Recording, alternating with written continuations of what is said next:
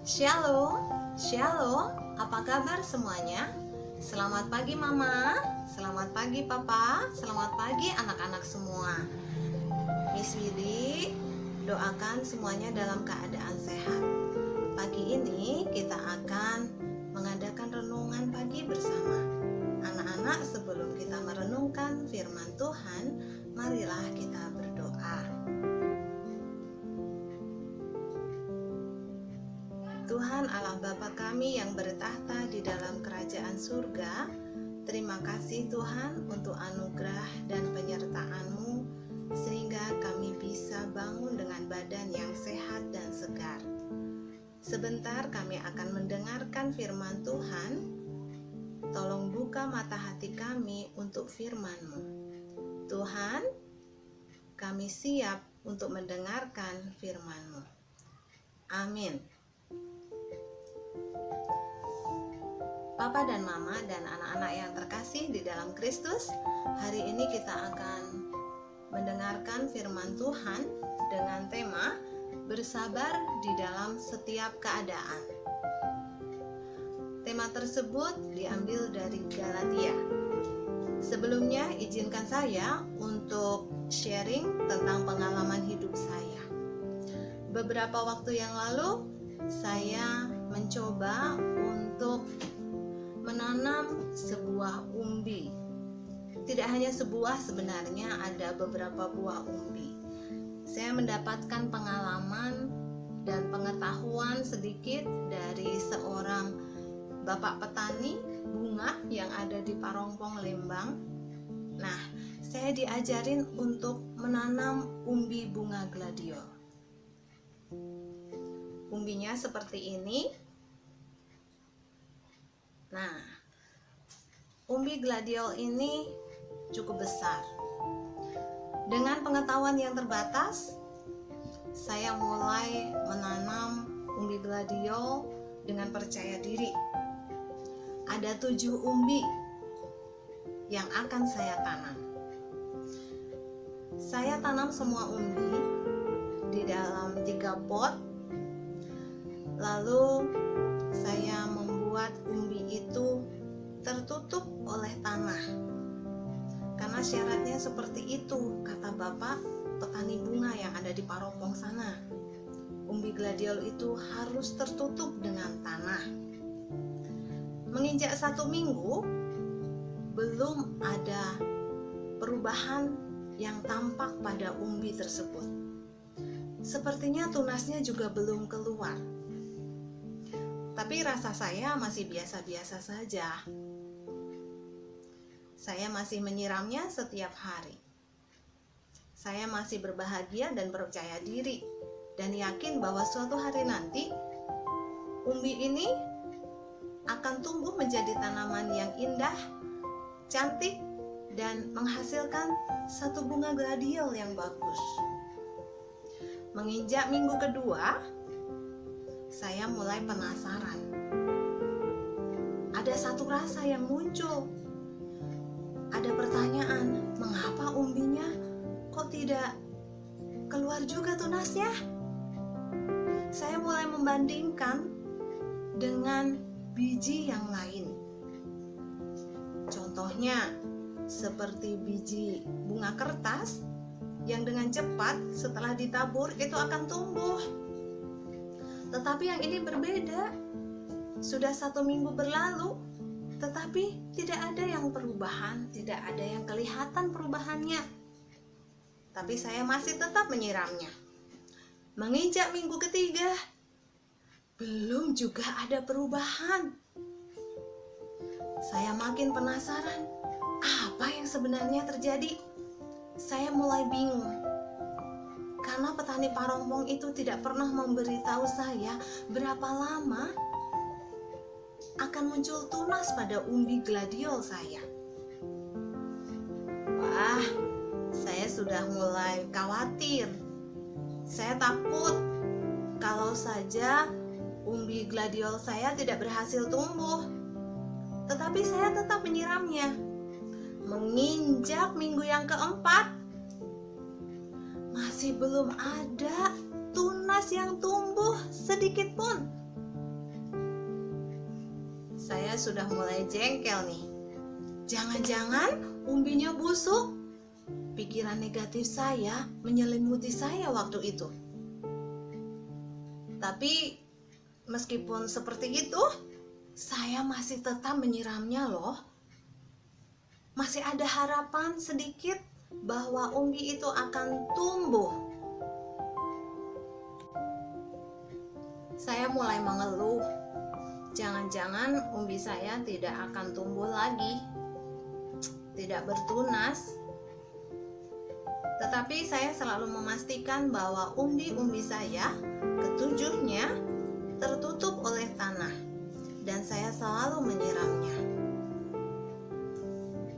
Kemudian saya ambil satu pot bunga yang berisi 3 umbi. Saya coba gali lubangnya. Pas diletakkan pada umbi itu. Saya buka tanahnya.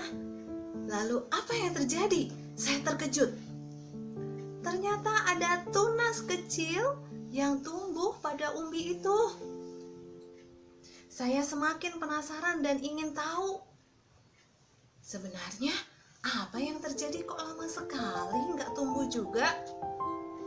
Saya cabut satu umbi yang bertunas kecil itu, lalu saya lihat akarnya. Wow, akarnya sangat banyak. Anak-anak, ternyata umbi gladiol saya itu tumbuhnya ke bawah, bukan ke atas dulu, bukan tunas dulu yang tumbuh, tetapi ternyata akarnya dulu yang tumbuh. Saya ingat betul, karena ketika saya menanamnya, tidak ada satu helai akar pun pada umbi gladiol saya. Tetapi setelah saya buka, ternyata banyak sekali. Setelah 1 bulan, akarnya tumbuh jadi banyak. Nah, anak-anak, setelah tumbuh 1 tunas, yang lain pun muncul daun. Lalu batangnya makin tinggi, daunnya bertambah, cepat sekali. Ternyata unik sekali ya umbi gladiol saya. Saya sudah khawatir, pikiran saya sudah agak kacau waktu itu. Saya pikir umbi saya busuk, ternyata tidak. Demikian juga anak-anak, seperti anak-anak sekarang.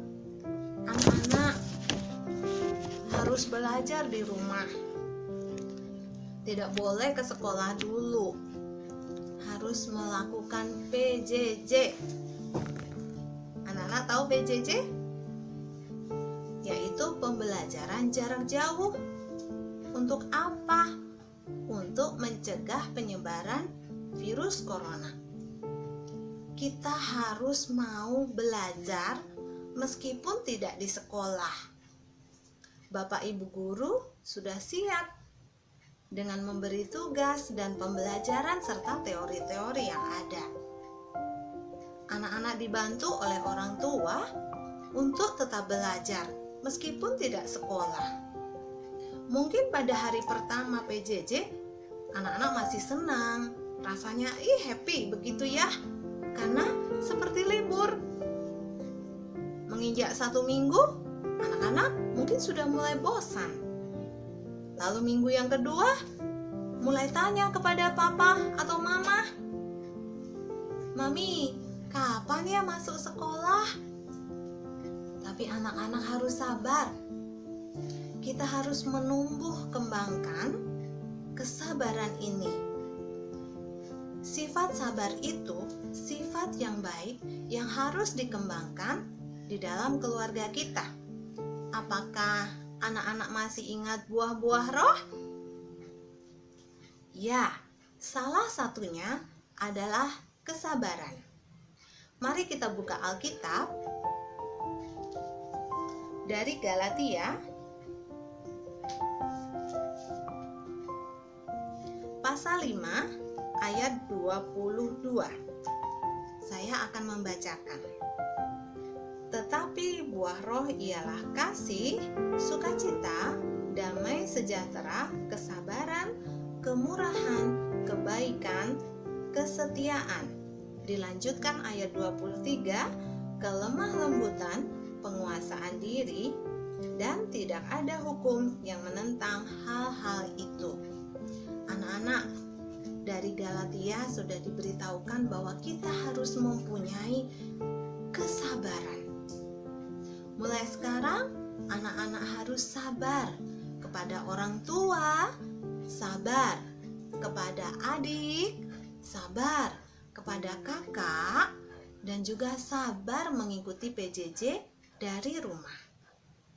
Anak-anak yang terkasih, demikian firman Tuhan hari ini. Maka mulailah kita belajar untuk bersabar. Dimulai dengan mendengarkan. Demikian renungan kita pagi ini, marilah kita berdoa.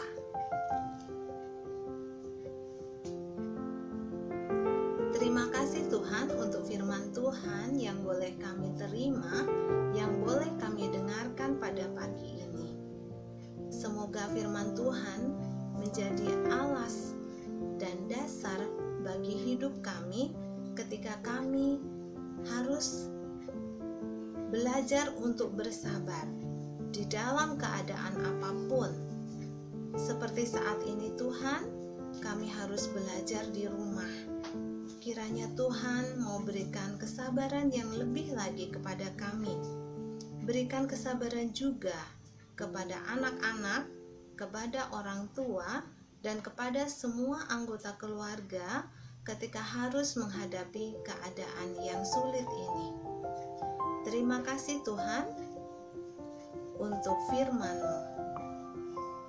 Kami serahkan semua karya dan usaha kami ke dalam tangan Tuhan. Tuhan Yesus, terima kasih.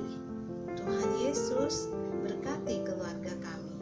Di dalam nama Tuhan Yesus, kami telah berdoa dan mengucap syukur. Amin. Anak-anak dan Bapak Ibu semuanya, tidak lupa kami juga mengundang untuk semua keluarga besar BPK Penabur 15 kota untuk mengadakan doa bersama pada saat yang sulit ini, khususnya ketika ada pandemi corona. Kita akan berdoa bersama pada pukul 9 malam untuk semua warga BPK Penabur di 15 kota. Terima kasih, Tuhan Yesus memberkati. Amin.